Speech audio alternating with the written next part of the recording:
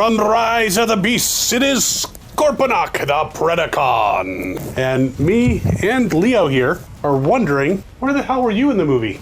Did you see him in the movie? I don't think we saw him in the movie. It's just really strange, but I don't think we saw him. What do you think, Leo? But they did put out a Studio Series version of Scorponok from Rise of the Beasts. And he's a cool figure.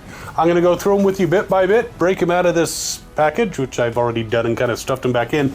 But I'm going to show you all his good points and bad points. Leo may join me, and we'll see if this is something you want to get for your collection. We'll be right back. Right, Leo?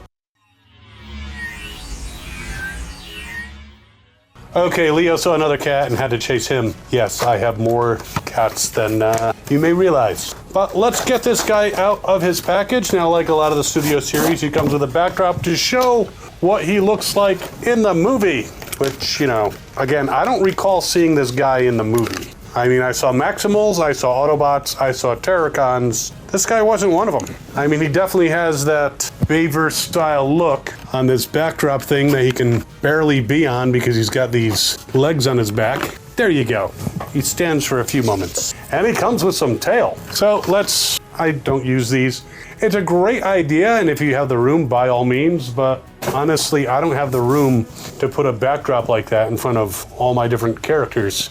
Even just the Studio Series ones, because I don't have enough room on all my shelves. So let's take a look at this guy in his robot mode. And you can see he is scorpion looking. Now he's got this tail that you can take and attach to him in a couple ways. One, you can shove it up his ass. There you go. He's got a nice curvy tail. Reminds me of the Scorpion from Spider-Man. Who's a menace? That Spider-Man is a menace. So this particular menace, you can do that. You can also take this tail weapon, and the post here moves, and you can put it into his forearm and then like hook the hand into it. So he's like, I got this really cool tail whip thingy. It's gonna fuck you up. Yeah, I don't know if they know what fucking is, but you know, he probably saw it on the internet. So he comes equipped. I'm still not sure why they made this character other than for the money value. Maybe they were thinking about putting him in the movie. Is this kind of like a concept art thing, or they just said, hey, we should make a Scorponok. Again, if he was in the movie, I apologize. I saw the movie once. I'll probably check it out again at some point. It's not as good as Bumblebee, in my opinion, and certainly not as good as the 1986 Transformers the movie. What can you do? Shitty piece of paper. So there he is from all angles. You can see he's got these purple hands and forearms and feet and thighs. So he's kind of this gray purplish bug-like guy. Definitely gives me Bayverse vibes. Not horrible, but in general, I tend to stay away from a lot of the Bayverse stuff. I have some of it, and I used to have a lot more, but I prefer my robots to look like cartoons, or close enough. So let's take a look at his posability. We've taken a look at him with his back kibble here that you can bend even further back. So, posability-wise, now his feet kind of move. He doesn't really have ankle tilts per se, but the feet move in the front, they don't in the back, so you can still make him pretty stable in a wide stance. Can he do a full Jean-Claude toes up Van Damme? I think I messed that up, but can he do one of those? He can. There you go. Now, he's got this protrusion in the front there. I don't know if it's his crotch or his crotch guard, or if he's just trying to cover up some shortcomings, but that keeps him from hitting the ground entirely. Now he can kick forward. It's not an impressive forward kick, but impressive compared to G1. Back he can kick, though he does run into some kibble. And of course he can do a side kick. And as many Decepticons and even some Autobots have, he can bend his knee, and he's got a spike on the end of his knee that will cause immense pain for whoever gets in the way of that. So yeah, and his leg will swivel all the way around.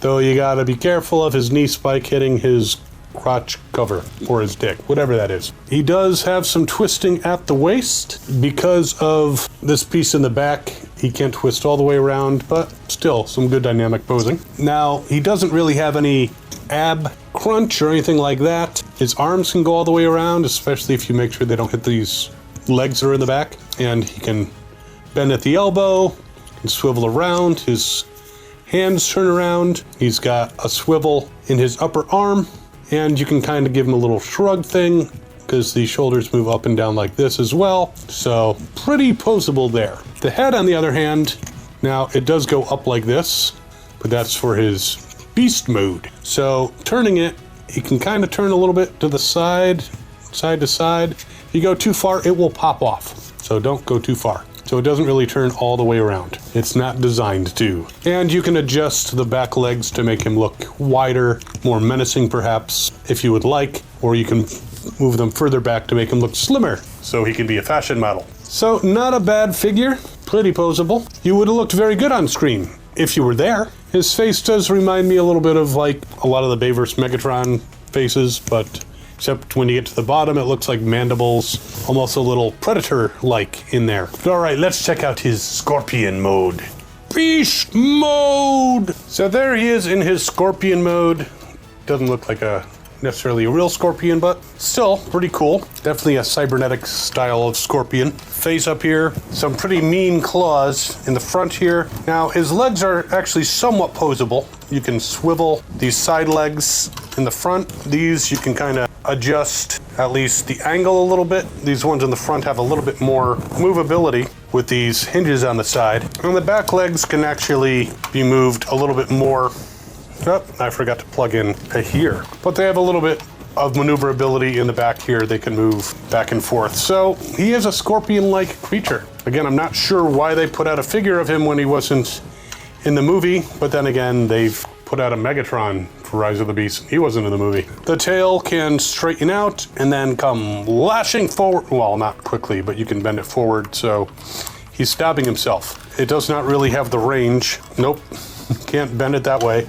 Doesn't have the range to stab someone in front, which is a problem with most of the Scorponok toys. They can't really stab like an actual scorpion. The tails are not that big. But still, it's not a bad figure. Kind of glad that I have a interesting Scorponok. Terrorsaur said horrible things about Megatron. Oh no! Scorponok, shut up. Yes. One thing I didn't mention is his arms are like, they bend at the elbow, but they like bend all the way back. It's part of the transformation, but you can see the joint here bends and then bends all the way up, which is part of the transformation, but it makes for some interesting posing in his bot mode. But still, kind of neat, dull in color because that's what realistic Transformers are like, and pretty maneuverable in his beast mode. So yeah, he's I believe a deluxe size, deluxe class, so like $25 for this guy. I'll put links in the description if you want to add him to your collection. Yeah, maybe you can tell me where he was in the movie. Leave that in the comments. Still, he's kind of fun. And speaking of fun, I hope you're having fun watching these videos, as much fun as I have making them and playing with characters who thought they were movie stars. And while you're mulling over this rather deadly, okay, he again can't really stab you with the tail, but this rather deadly Predacon, you can check out this video over here, who's actually someone who was in Rise of the Beasts, the leader of the Terracons, Scourge, you know, who, again, made by Unicron. We will see you next time. As always, have fun and good hunting.